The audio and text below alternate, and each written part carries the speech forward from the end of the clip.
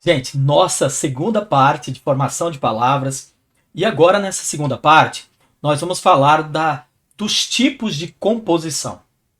Vocês viram lá que na derivação, derivar é quando eu tenho só um radical e eu acrescento prefixo, eu acrescento sufixo e terão aqueles jeitos. Quem não assistiu essa primeira aula, eu aconselho que assista. Quem não estudou direito a estrutura de palavras, estude. Porque o que eu disse no início da outra aula é que a formação de palavras em língua portuguesa é como se a língua portuguesa fosse um joguinho de Lego. Eu acrescento, eu retiro, eu coloco pedaços, eu coloco aquele outro pedaço ali e eu vou formando novas palavras, seja derivando, seja compondo palavras. E na composição de palavras, eu tenho bem mais fácil. Composição, nós temos dois tipos apenas. E como que eu identifico a composição? É quando eu tenho dois ou mais radicais na formação daquela palavra. Se eu tiver só um, eu tenho derivação. Agora, quando eu tenho mais de um, eu tenho uma composição. E nessa composição, ela primeiro pode ser por justa posição. Isso é muito importante. Cláudio, mas o que é a justa posição? É quando eu componho uma palavra, quando eu crio uma palavra composta, colocando uma do lado da outra ali, coloco uma do lado da outra, e não há perda de letras nem de fonemas, ou seja, eu não perco letras, eu não perco som. Se eu não perco letras e eu não perco som, eu tenho a famosa justa posição.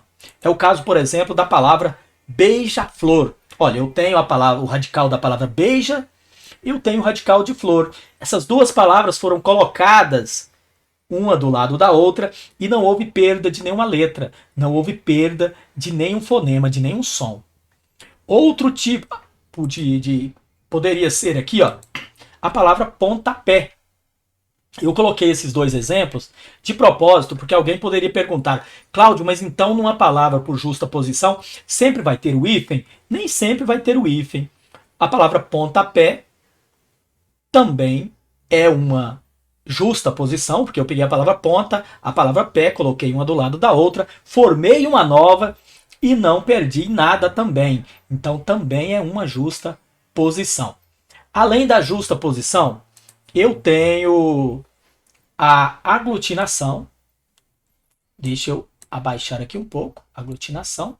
Deixa eu tirar os exemplos aqui de beija-flor, de pontapé. E deixa eu colocar aqui o exemplo de aglutinação. E aglutinou tudo mesmo. Deixa eu diminuir aqui.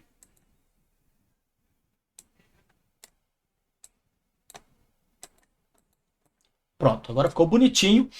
Bom, na aglutinação, então, eu vou ter também a colocação de uma palavra, um radical do lado do outro. Só que agora eu vou ter perda ou de letras ou de sons na hora de pronunciar, de escrever essa palavra.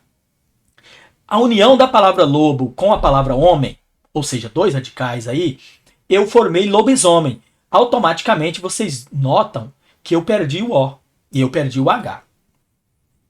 Na palavra plano mais alto, eu perdi também um O, que era plano alto, ficou planalto. E houve perda. Então, quando perde uma letra ou fonema, a gente diz que houve aglutinação.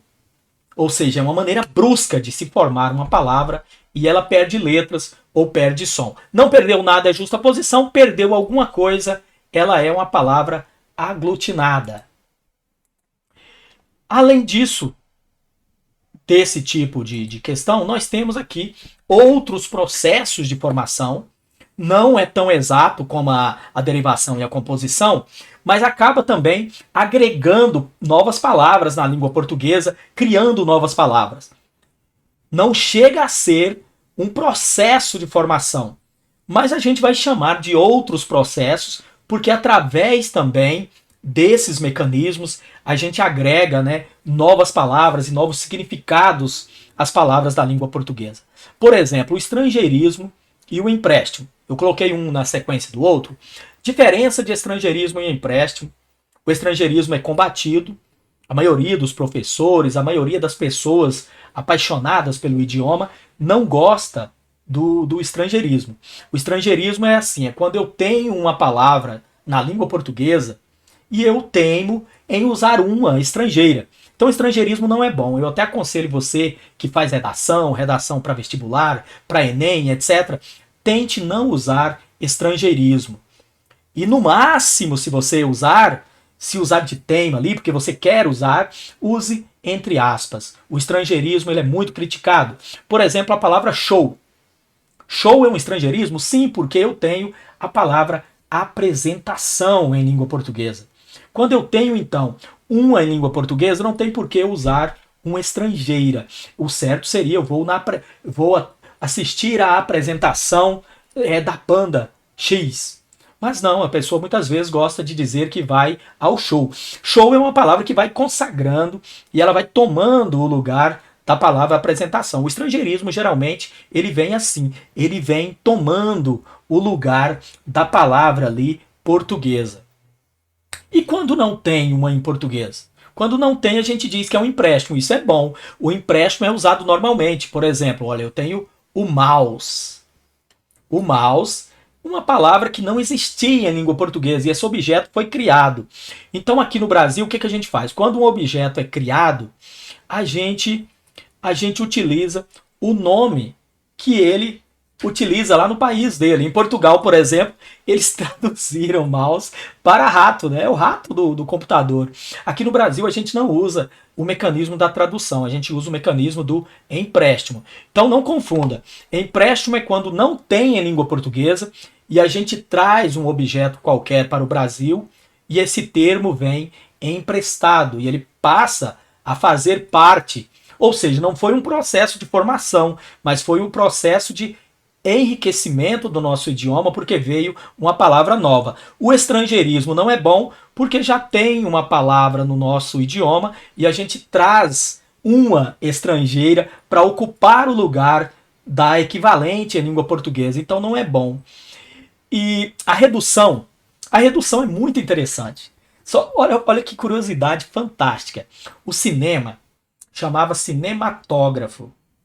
Olha que curiosidade legal. Vou tomar um pouco de água, gente, que minha garganta hoje não está boa. Então, cinema chamava cinematógrafo. E nós reduzimos essa palavra.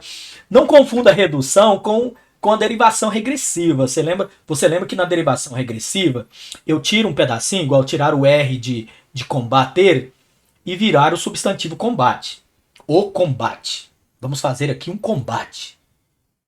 Então, nesse caso, eu criei uma nova palavra tirando um pedacinho. Na redução, a palavra não vira uma nova. Ela fica mais econômica, ela diminui. Cinematógrafo, eu tirei um pedaço e ela foi reduzida e se tornou cinema. Motocicleta, eu tirei um pedaço e virou a palavra moto. Fotografia, eu tirei um pedaço, virou a palavra foto. Vamos fazer uma foto. Vamos tirar uma foto. Então, quando eu reduzo a palavra, não pode se confundir com derivação regressiva. A sigla também é um mecanismo muito interessante no idioma e a palavra às vezes é muito grande. Né? Sei lá, MDB, pegar um partido aqui, Movimento Democrático Brasileiro. Olha, é um substantivo enorme. O Movimento Democrático Brasileiro. Eu, então, pego as iniciais e crio uma chamada sigla. Todo mundo utiliza sigla. No Brasil, a gente adora sigla. Brasília, então, gente. Quem for passear em Brasília, ou quem mora aí sabe, Brasília é o nicho das siglas. É muita sigla. Tudo é sigla. A gente fica perdidamente ali morando em Brasília. Quem não é de lá, a gente fica muito confuso para encontrar o endereço QPNCBT Sul, QPNCBT Norte. Então, Brasília tem essas coisas, é muita sigla, mas ela é muito útil, porque as palavras eram muito grandes e elas foram, né, também reduzidas pelas iniciais ali de sua palavra. E aí nós temos a Polícia Federal, PF, e por aí vai. Pode ser prato feito também. Neologismo. Neologismo é um outro tipo de formação de palavras, só que é eu dar um significado novo àquela palavra. O neo, o radical neo, significa novo. Logismo, uma nova lógica, uma nova palavra. Então, um novo significado. Então, eu tenho neologismo. Eu crio uma palavra que não existe. Eu, Cláudio, crio uma palavra. Eu lembro até de um senador que ele uma vez usou a palavra imexível. Ou seja, para fazer palavras novas, Cláudio, mas posso fazer na redação? Não, não pode. Na redação não é legal você fazer, mas você pode fazer no seu poema, no seu conto, ou em uma apresentação que você está fazendo, ou numa conversa informal com os amigos. Fica divertido, às vezes, você criar, sei lá, criar o verbo futebolar. E esse senador, então, ele criou a palavra imexível. Ele disse, olha, porque eu sou imexível. Ele queria dizer que ele tinha imunidade, que era uma pessoa que ninguém podia tocar, que não ia acontecer nada com ele. E ele usou a palavra imexível. Só que na cabeça da gente parece que imexível é que não se mexe, parece que ele é imóvel. Mas ele utilizou o processo correto? Utilizou. Ele colocou o prefixo, colocou o sufixo, ele fez uma derivação ali, prefixal e sufixal. Mas a palavra, claro, ela não existe em língua portuguesa e não foi uma palavra bem criada. Geralmente os neologismos são interessantes, principalmente no mundo da arte, da literatura. Então, neologismo, só para fechar, é uma palavra inventada, é uma palavra que o próprio falante cria, dependendo ali da ocasião. Por quê? Se a língua portuguesa é um joguinho de Lego, com prefixo, com sufixo, coloco uma palavra do lado da outra, eu posso criar N neologismos. Gíria é um processo muito interessante que é dar uma nova significação ali para aquela palavra. E a gíria, vocês lembram que ela pertence a um grupo social qualquer e ela então faz parte. Ela é muito interessante e muito utilizado esse mecanismo das gírias. Você pode estudar gírias no capítulo, né, do seu livro aí que fala sobre gírias, para você entender mais. Mas é um tipo de criação de palavras que essa palavra, às vezes, através de gíria, ela se torna uma palavra nova do idioma, ou ela se torna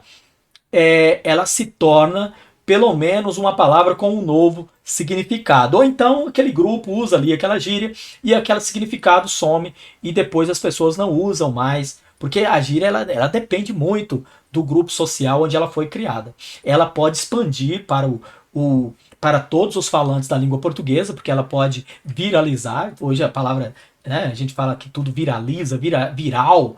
Viralizar é um neologismo.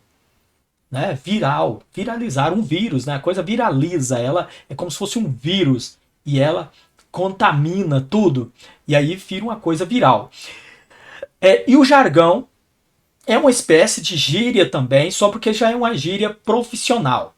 No mundo de cada profissão, a gente tem termos técnicos ali que só as pessoas daquela profissão conhecem. A gente chama isso de jargão. É uma espécie de gíria, mas ela não pertence a um grupo social.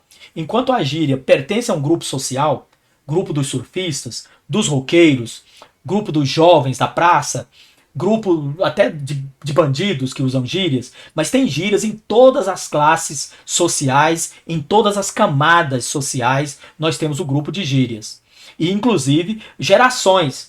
As gírias da minha geração, da geração do professor Cláudio, não são as gírias dos alunos hoje em dia, das pessoas jovens aí de 16, 17, 18 anos.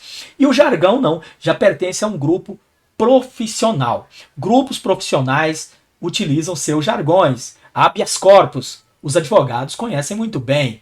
E dentro do mundo ali dos advogados, nós temos uma série de termos que só eles conhecem. No mundo nosso aqui, ó, nós temos também neologismo, nós temos composição, derivação, aglutinação, justaposição e por aí vai. Quer dizer, nós temos, olha, redução, sigla, empréstimo, neologismo. Então, existe os jargões pertencentes a cada profissão. E isso também faz um enriquecimento do idioma, porque às vezes aquela palavra que é um jargão de uma profissão, ela acaba virando uma palavra que também se torna uma palavra de toda aquela comunidade. Bom, essa é a segunda parte da nossa matéria, formação de palavras. Espero que vocês tenham entendido direitinho. E a gente pode fechar com chave de ouro o nosso estudo de estrutura de palavras e formação de palavras. Qualquer coisa, a gente tira dúvida lá no grupo do WhatsApp. Certinho?